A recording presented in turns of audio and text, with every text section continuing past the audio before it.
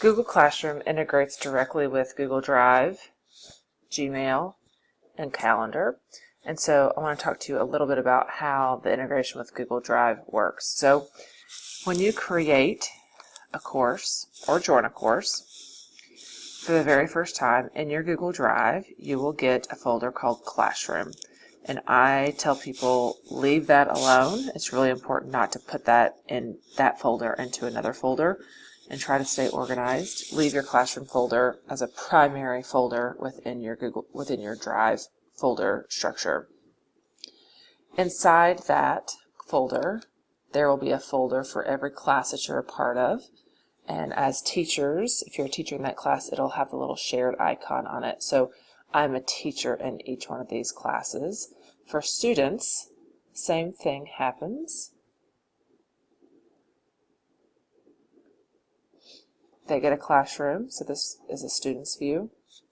They get a Classroom folder as well, and inside that they will get a folder structure for each class that they are a member of. And then you can see this person is a teacher in 2 classes and then a student in 2 classes. So let's look at History 101.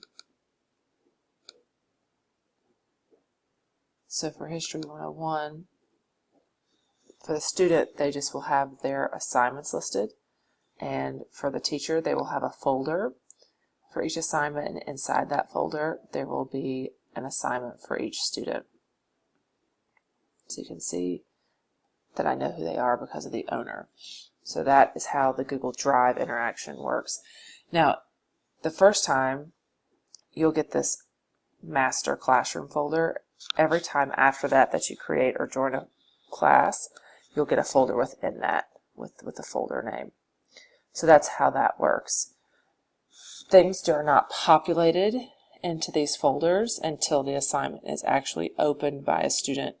So I have, in my History 101, I have 3 students, but I only have 2 pieces of work.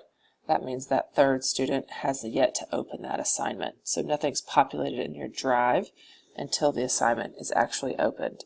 So I can access all my work within Google Drive. I can also access it in Classroom. If I go into that course and I go, that was assignment number 1, right here. So if I click on this, I can now see who has attachments and who doesn't. So you can see Chelsea hasn't done anything. We'll talk a little bit more about this screen and how to work through that in another video, but you can access the information, the documents, straight within Classroom or within Drive. Another way you can get to the Drive folder is if you go to your home right here. If you click on that, it will jump you straight to the Drive with the folder within Google Drive. So just know that anytime you create or join a class, you are going to get a folder within your master Classroom folder in your Google Drive. Very handy. One more thing. When students open an assignment within Google Classroom, that document or those documents are automatically put into the correct folder within their Google Drive, as well as put in the correct folder for the teacher. So there is nothing that's hitting shared with me, no emails are being sent, no need to organize folders. They are all driven by the structure that's created in Classroom. So if I have something attached to this, there is a teacher, there's a folder called this, and all the students' work will be in that. I do not have to organize that.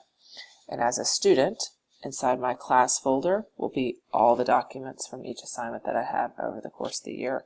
So that is the heartbeat of Google Classroom. It is a workflow solution between teachers and students, so we don't have the interaction of shared with me and emails and having to organize all that stuff. Pretty awesome.